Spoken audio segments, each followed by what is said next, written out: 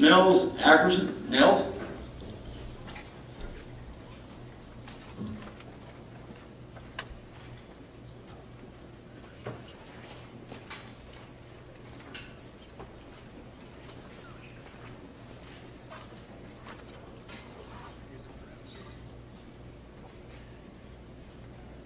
Thank you very much. It's great to be here again. I'm Nels Ackerson. I'm running for Congress in Indiana's 4th Congressional District. Now, I saw the hands of some folks from Morgan County. Raise your hands again. How many are in Morgan County? All of Morgan County is in my district. How about Johnson County? I got a few from Johnson County. Marion County, 3 townships on the west side of Marion County have a substantial part of that. How many Marion County folks here are on these 3 western townships? Fair number of you there. Boone County? And a few from Boone County. Well, maybe some from other locations as well, but this district runs, as some of you know, all the way from Monticello and Lafayette, all the way down to Bedford and Mitchell. Covers parts of all of 12 different counties, and an awful lot of working people who need better representation in the United States Congress. I want to tell you a little bit about my race, and then your race, and then what will make a difference after November 4th. I was in Lafayette this morning, and that's the reason I was a few minutes late getting here. They held me over a little while. We were starting a big canvass in the middle of this rain downpour, and we had a huge crowd of folks there. Well, huge. It was about 30 people going out in the rain to canvass, maybe 35. And this morning's paper revealed some things I want to share with you. The Journal and Courier polled 1,348 people this morning over the past week on their preference for who should win in the 4th Congressional District. And I, frankly, was a little surprised, because it showed that Steve Booyer, the current representative I'm running against, had 38% of the vote.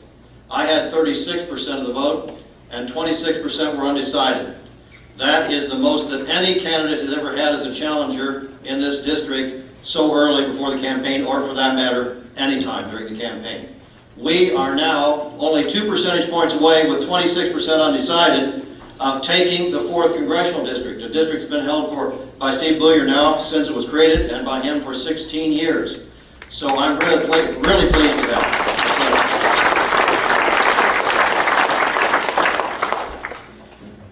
And you probably have also heard that Steve Booyer doesn't like to debate very much.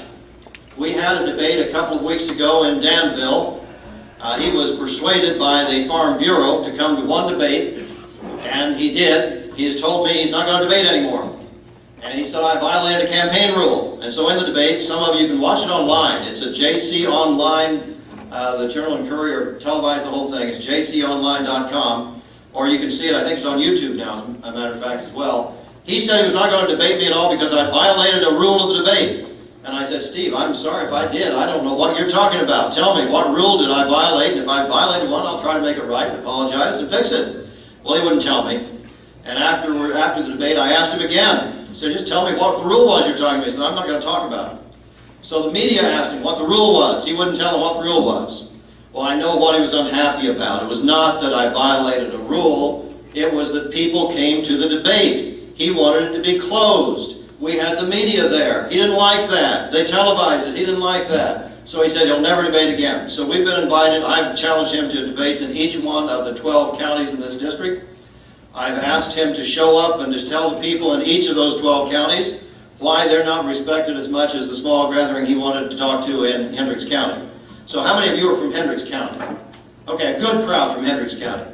Well, we need to have someone who's willing to debate and to face the record. And here's some of the record.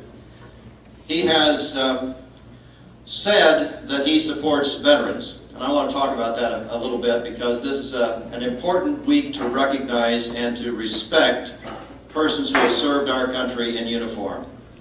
And my opponent, Steve Booyer, became the chairman of the Veterans Affairs Committee when the Republicans held control of Congress, because his predecessor as chairman, Curtis Smith, was unwilling to cut benefits for veterans. We were just ramping up in Iraq.